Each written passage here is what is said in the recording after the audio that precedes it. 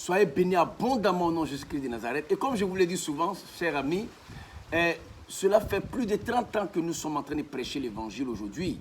Et c'est intéressant de savoir que le peu d'expérience que nous avons, les pays où nous sommes passés, voire certains pays où nous avons prêché 2 ans, 5 ans, 3 ans, etc., nous amène à comprendre, à une conclusion, nous amène à une seule conclusion. Ta foi doit être basée sur celle-là. Comprenez, le peu d'expérience que nous avons, c'est ce que nous voulons vous passer aujourd'hui. Par exemple, faites attention. Ici, dans le livre de 1 Corinthiens, chapitre 1, à partir du verset 26, qu'est-ce que nous dit la parole de Dieu? Il dit, considérez, frères, que parmi vous qui avez été appelés, il n'y a ni beaucoup de sages selon la chair, ni beaucoup de puissants, ni beaucoup de nobles. Mais Dieu a choisi les choses folles du monde pour confondre les sages. Dieu a choisi les choses faibles du monde pour confondre les forts.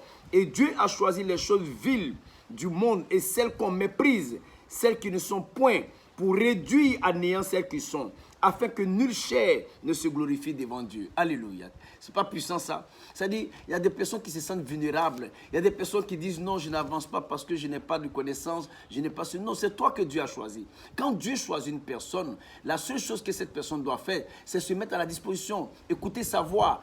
Vous comprenez, suivre sa direction, vivre par la foi. Quand il t'a choisi, il va te frayer un chemin toi-même. N'est-ce pas ce qu'il a fait avec Josué après la mort de Moïse? Il dit, ne t'inquiète pas, Moïse est mort, d'accord, mais moi je suis là. Je suis là. Donc je voudrais vous dire, si vous croyez vraiment ce Dieu-là, c'est qui vous a choisi. Et les enfants de Dieu, comme je le disais dans une des vidéos, triomphent. Vous comprenez? Les enfants de Dieu, ce n'est pas ceux qui vivent dans le désordre, sont ceux qui ont décidé de se séparer du péché et faire sa volonté. Sache une chose, tu ne quitteras pas ce monde dans la honte, tu ne quitteras pas ce monde dans la défaite, je te le promets. Comprenez, si vous faites sa volonté, là où vous êtes, que l'Éternel vous conduise sur le droit chemin. Si vous êtes choisi, et je sais que vous l'êtes, c'est pourquoi il a permis que vous soyez en train de suivre ce message, soyez bénis, soyez fortifiés et accrochez-vous à lui. Au nom de Jésus-Christ de Nazareth. Amen. Excellente journée à vous et prenez soin de vous. Ciao.